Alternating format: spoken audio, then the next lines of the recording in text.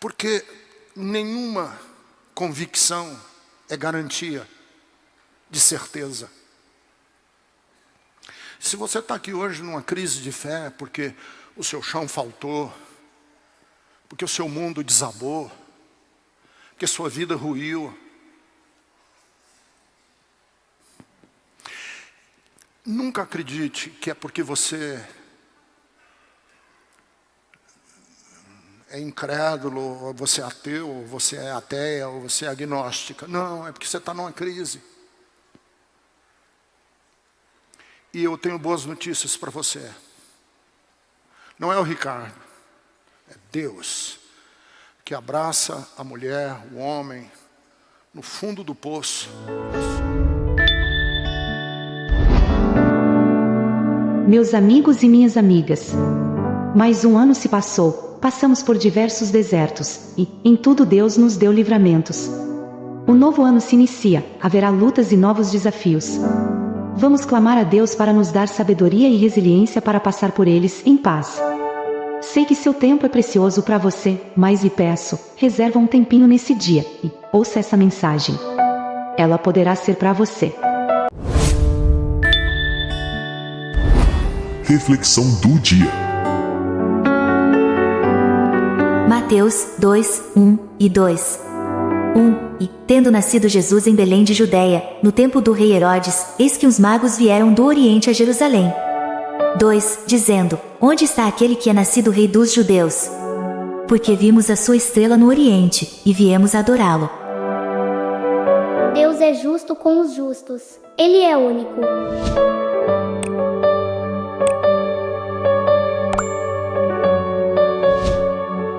Mateus 11, versículo de número 7. Aí está versículo 11 no telão, mas eu quero voltar um pouquinho atrás e ler do 7. Enquanto saíam os discípulos de Jesus, João começou a falar à multidão a respeito de João. O que vocês foram ver no deserto? Deixa eu só, para vocês não se perderem na leitura. Esse João aqui é o João Batista. O famoso João Batista, que Herodes mandou degolar e ofereceu numa festa a cabeça dele numa salva de prata. Coisa grotesca, horrível. Cortaram a cabeça de um homem e ofereceram essa cabeça numa salva de prata. Olha que coisa horrorosa. É esse João. Enquanto saíam os discípulos de João, Jesus começou a falar à multidão a respeito de João. O que vocês foram ver no deserto? Um caniço agitado pelo vento? Ou o que foram ver? Um homem vestido de roupas finas? Ora, os que usam roupas finas estão nos palácios reais. Afinal, o que foram ver? Um profeta? Sim, eu digo a vocês, e mais que profeta. Este é aquele a respeito de quem está escrito: enviarei meu mensageiro à tua frente. Ele preparará o teu caminho diante de ti. Digo a verdade a vocês, do meio dos nascidos de mulher, não surgiu ninguém maior do que João Batista. Todavia, o menor no reino dos céus é maior do que ele. Desde os dias de João Batista até agora, o reino de Deus é tomado à força, e os que usam de força se apoderam dele. Pois todos os profetas e a lei profetizaram até João. E se vocês quiserem aceitar, este é o Elias que havia de vir.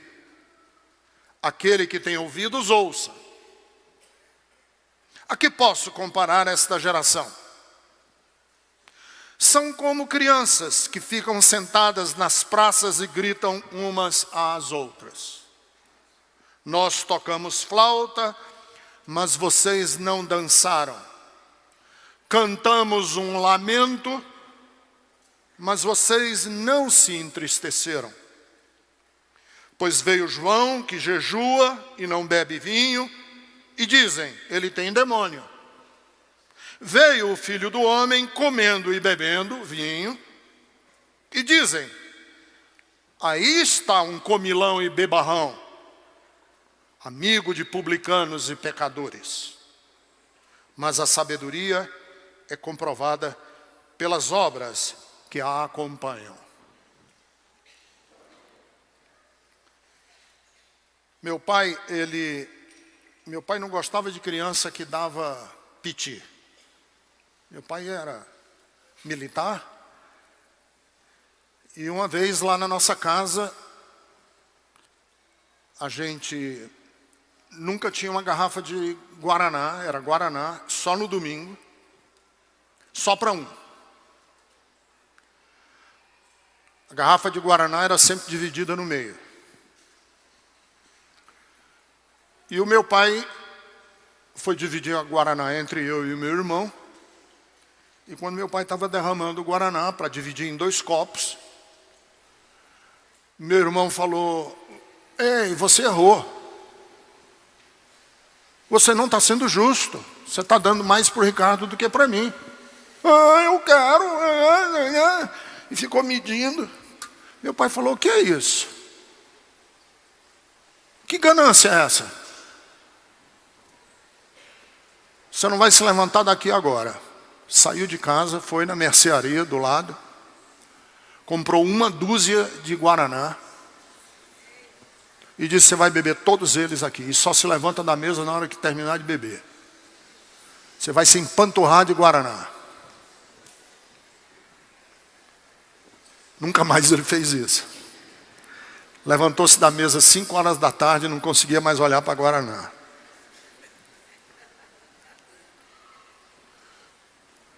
Jesus, usando João Batista, diz o seguinte, a quem eu posso comparar essa geração? Eu comparo essa geração a menino birrento, menina birrenta. A gente toca flauta, mas você não dança. A gente toca um lamento, ou canta um lamento, e vocês não entram no clima do lamento. E eu fico pensando comigo mesmo, que nós estamos numa geração de cristãos adolescentes.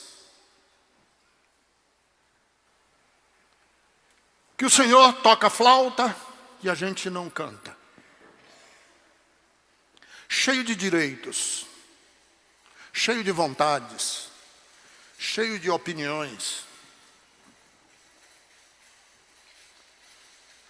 Se a igreja é litúrgica, a pessoa diz isso, que culto mais morto. Se tem uma pegada mais modernosa, agora virou show. Se não tem milagres, que igreja mais fria. Se tem milagre, é sempre muito e demais. Teve uma pessoa que falou para mim um desses dias, pastor, eu estou sentindo falta de demônio na Bethesda. Não tem encosto, vocês não expulsam. Eu queria...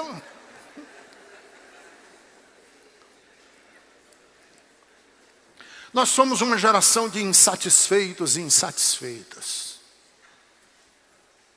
Nós queremos um Deus à nossa imagem e à nossa semelhança. Queremos um Deus que a gente tenha poder sobre Ele. Que a gente mande. Ou que o pastor saiba mandar. Que o pastor seja esse interlocutor entre eu e Deus, e que o pastor saiba as senhas que acessa as senhas que acessam o divino. E eu pago e quero ser servido. Essa é a atitude dessa geração. Essa geração nossa não é nova, já tinha nos dias de Jesus.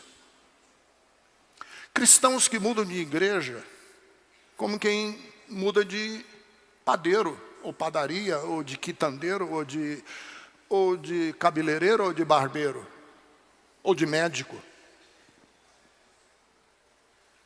Muda de igreja com a maior facilidade. Essa não me serviu, hoje eu não gostei, eu vou para outra, uma mais perto da minha casa. Eu nem gosto muito, mas está perto da minha casa, eu vou.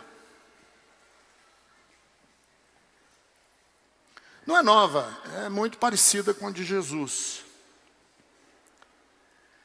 É interessante, porque Jesus e João Batista eram primos. João era filho de Zacarias e Isabel. Os dois foram cheios do Espírito Santo. João Batista no ventre da mãe e Jesus no Jordão, quando foi batizado. Os dois foram instruídos no judaísmo. João optou pelo judaísmo ortodoxo. Dizem os melhores biblistas que ele fazia parte de uma facção, de uma seita, de um segmento dos judeus chamados de essênios. Ele foi para o deserto. Os essênios eram radicais. Ele optou pela pobreza, vestia roupas de estopa, comia os animais, grilos, gafanhotos, comia insetos do deserto, mel. Uma vida extremamente austera, não bebia vinho, não bebia nenhuma outra bebida destilada. Pode parar com esse jogo de luz aí, porque eu fico achando que o céu está me visitando aqui. E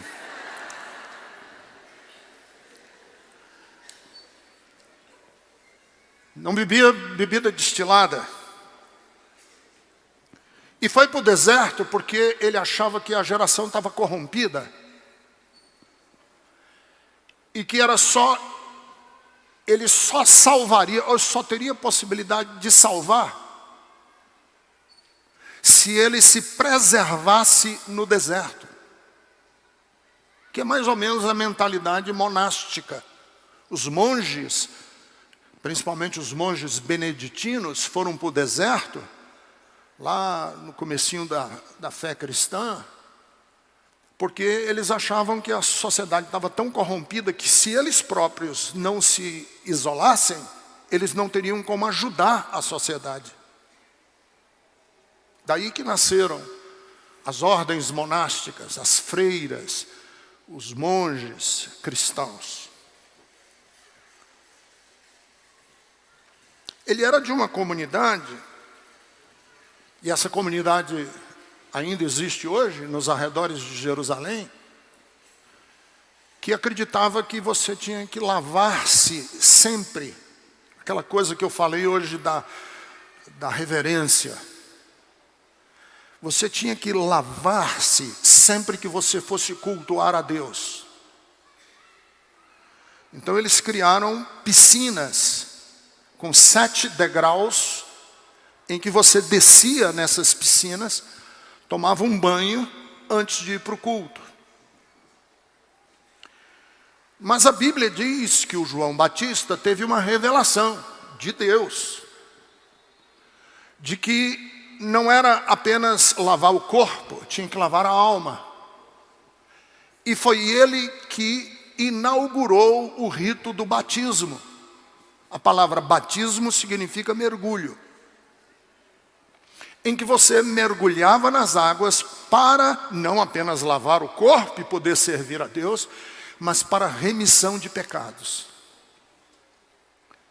O João Batista se tornou muito popular.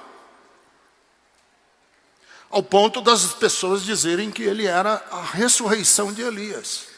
Física, real. A reencarnação de Elias. Que Elias tinha reencarnado. O profeta Elias. E a popularidade do João vinha dessa radicalidade dele. Ele era um cara muito radical e prático. Não tinha meias palavras. E a praticidade dele era assim: deem frutos dignos de arrependimento. Não adianta vocês virem aqui tomar um banho. Se vocês estão querendo lavar a alma, mostrem isso com as ações de vocês. E aí ele dá, por exemplo, prático. O que é o que é obra digna de arrependimento? Lucas 3:11, ele diz: dividam as posses que vocês têm. Dê a sua capa a quem não tem.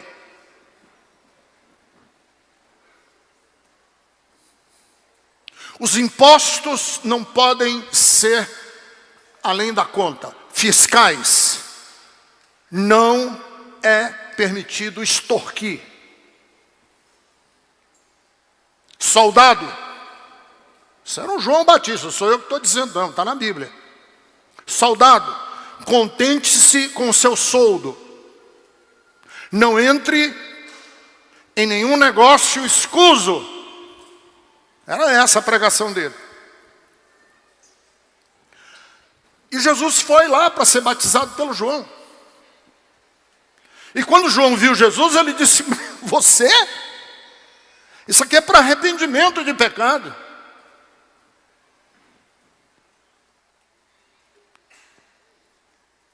E Jesus disse: não, eu estou fazendo para que se cumpra toda a lei.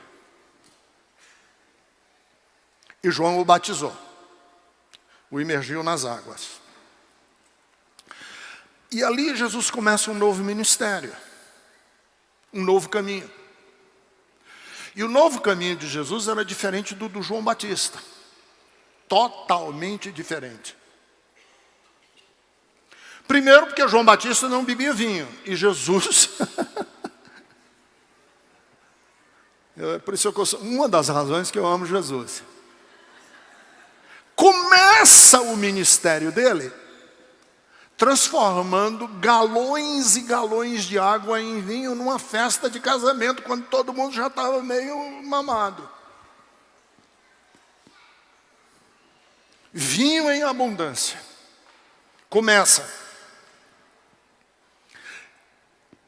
Jesus bebia vinho. Jesus não vai para o deserto.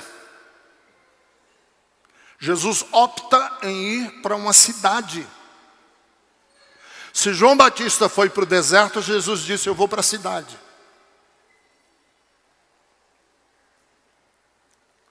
Não tem nenhum compromisso com jejum, porque João Batista jejuava.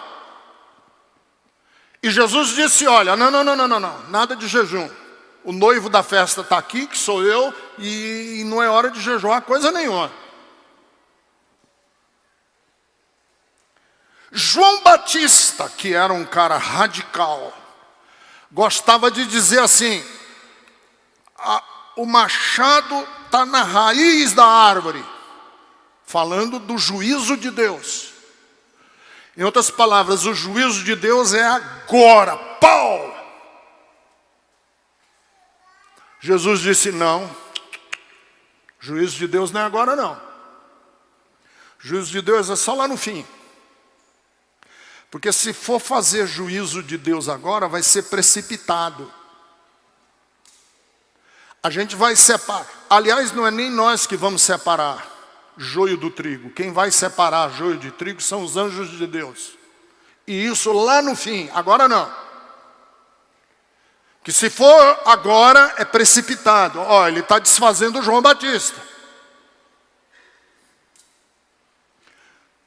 Lá no último dia ele vai separar os bodes das ovelhas. Mas agora não.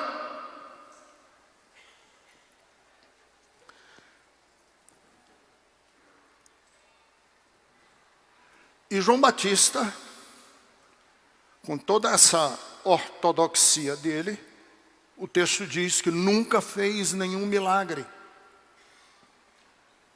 A Bíblia diz, nenhum milagre foi feito no ministério de João Batista.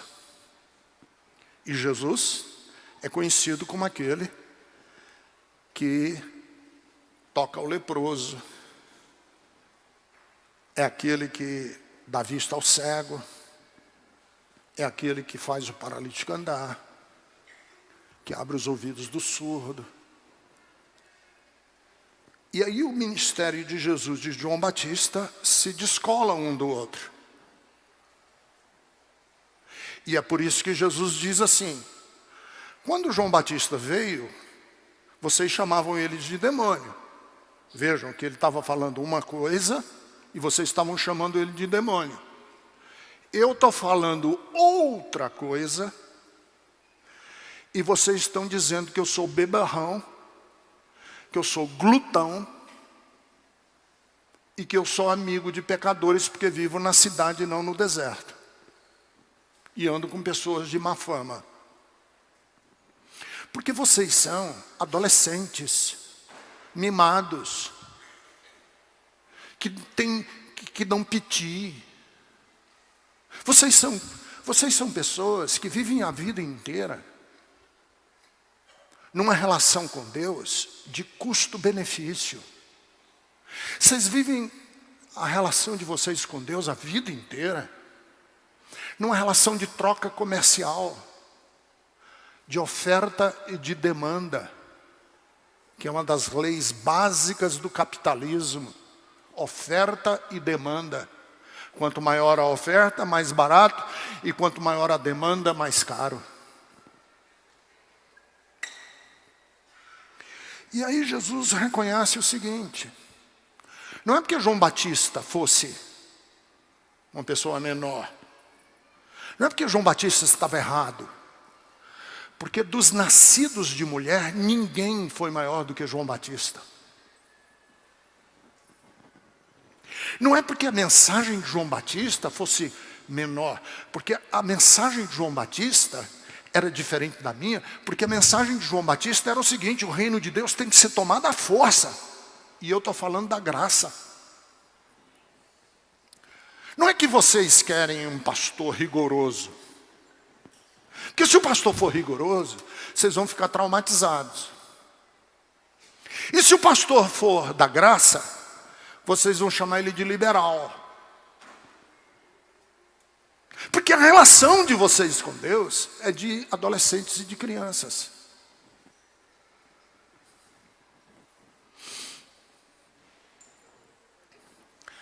E aí o João Batista, o próprio João Batista, quando estava na cadeia, teve uma crise de fé.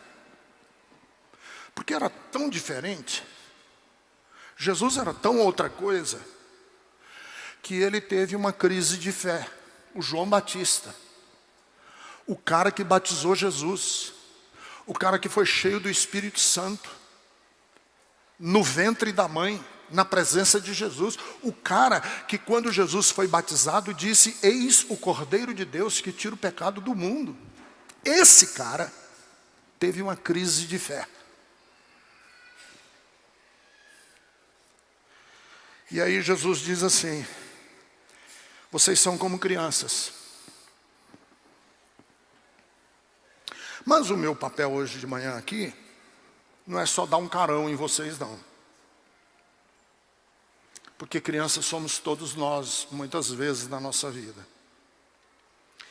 É a gente entender como é que essa relação de Jesus com o público que o ouvia, se tornou tensa, também problemática. E o texto me sugere 3 coisas e eu vou ser bem breve, para a gente não terminar muito tarde. Quem abre caminho não significa que vai entrar. Quem abre caminho não significa que vai entrar no caminho que ele abriu.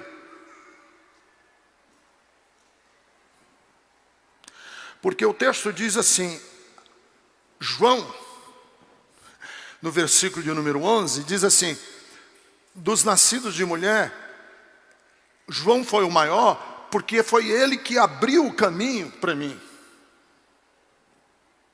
João abriu o caminho para Jesus, mas o próprio João não entrou no caminho de Jesus. Ele era outra coisa. Ele pregava um outro pacote. Ele tinha uma outra chave de compreensão de Deus.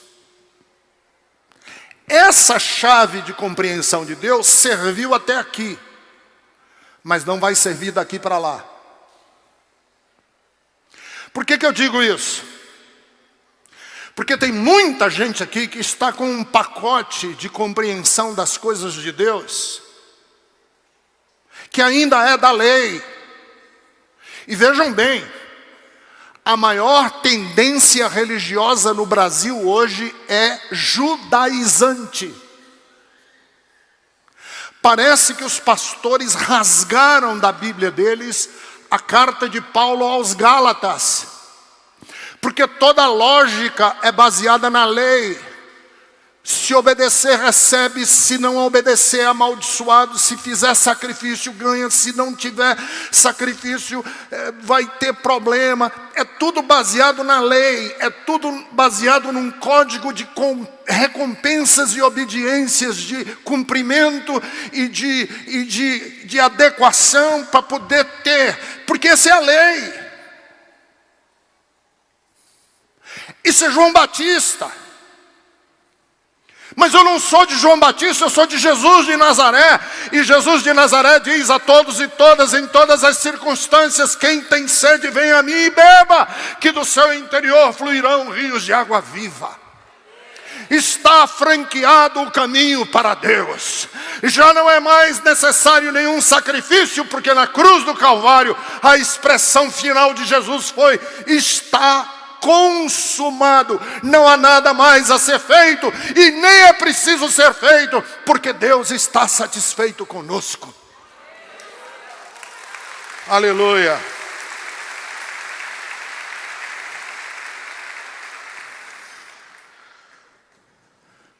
Jesus, isso aqui é interessante, que eu vou dizer agora. Às vezes eu acho que Deus me ajuda a dizer coisas que eu nunca tinha pensado antes. Jesus é uma feliz continuação de João Batista.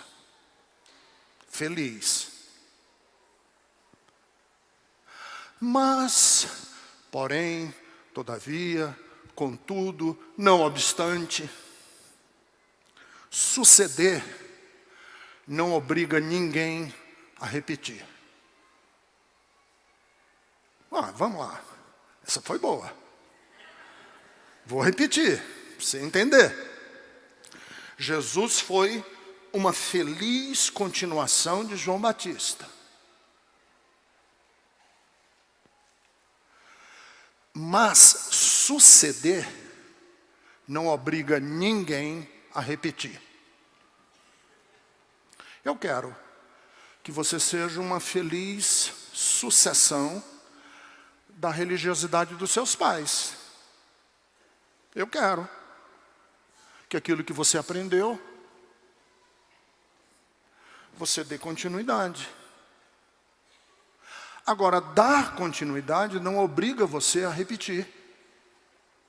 Você não precisa ser uma repetição do que a sua avó acreditava. Você não precisa ser uma repetição do livro de teologia, do catecismo católico. Quando você foi fazer a primeira comunhão, você aprendeu. Porque esse é o problema nosso. A gente acha que, não, o que eu aprendi, e eu não vou abrir mão do que eu aprendi. Jesus abriu mão do que ele aprendeu com João Batista.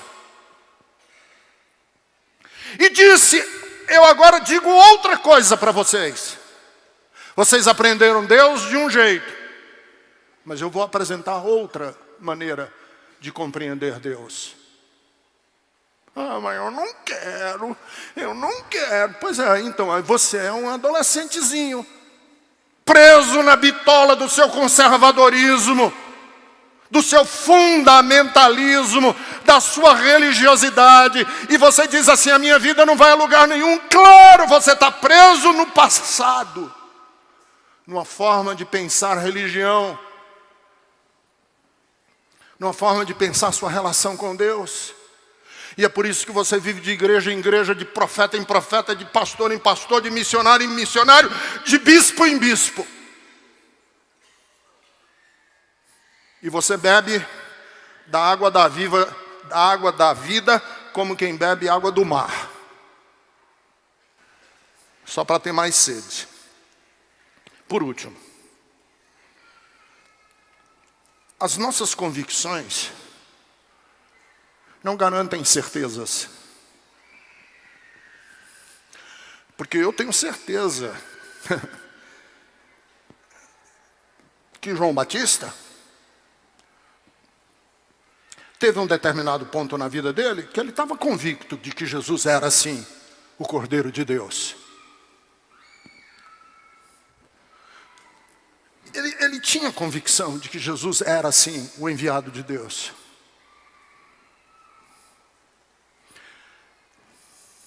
Mas quando ele está lá no calabouço, na masmorra, na cadeia, sabe que vai morrer, porque Herodes era um canalha, cafajeste. João Batista sabe que vai morrer, ele entra numa crise de fé. E as crises de fé que a gente faz quando está na tribulação, não dizem para nós que nós somos incrédulos. Eu já tive, em várias circunstâncias como pastor, pessoas sofrendo, e algumas pessoas dizem assim para mim: Ricardo, eu chego a duvidar de Deus. E teve gente que já chegou para mim e disse assim: olha, não é que eu duvido de Deus, eu nem quero mais Deus. Sabe o que eu faço com essas pessoas? Eu abraço e digo assim: fica aqui no meu abraço, vai. Você está chorando muito, está doendo muito. Fica aqui, não fala nada. Ou pode falar, eu é que não vou falar nada. Porque nenhuma convicção é garantia de certeza. Se você está aqui hoje numa crise de fé, porque o seu chão faltou, porque o seu mundo desabou, porque sua vida ruiu, nunca acredite que é porque você é incrédulo, ou você é ateu, ou você é ateia, ou você é agnóstica. Não, é porque você está numa crise. E eu tenho boas notícias para você. Não é o Ricardo, é Deus que abraça a mulher, o homem, no fundo do poço da sua tristeza e da sua decepção, e diz: calma, você chegou. Você está aqui comigo. Pode falar. Que a sua fala na angústia, a sua dúvida na angústia, a sua dúvida no seu sofrimento, não fazem Deus ficar com raiva de você. João Batista disse assim: olha, a sabedoria é comprovada pelas obras que a acompanham. Não pelas palavras, pelas obras. Não pelo sentimento passageiro, por aquilo que a gente é. E aquilo que Deus começou em você, Paulo diz assim: Ele há de terminar até o dia de Cristo. Meus amigos e irmãos, as coisas mundanas, às vezes nos faz sentir que estamos vivendo um mundo de felicidades. Não nos deixam enxergar a realidade, e ainda nos mantém na escuridão. É preciso que alguém nos chame a atenção dessas coisas, que nos faça acordar para a verdadeira vida, vida essa, com Jesus. O momento de despertar é agora. Pare agora, e pense nisso.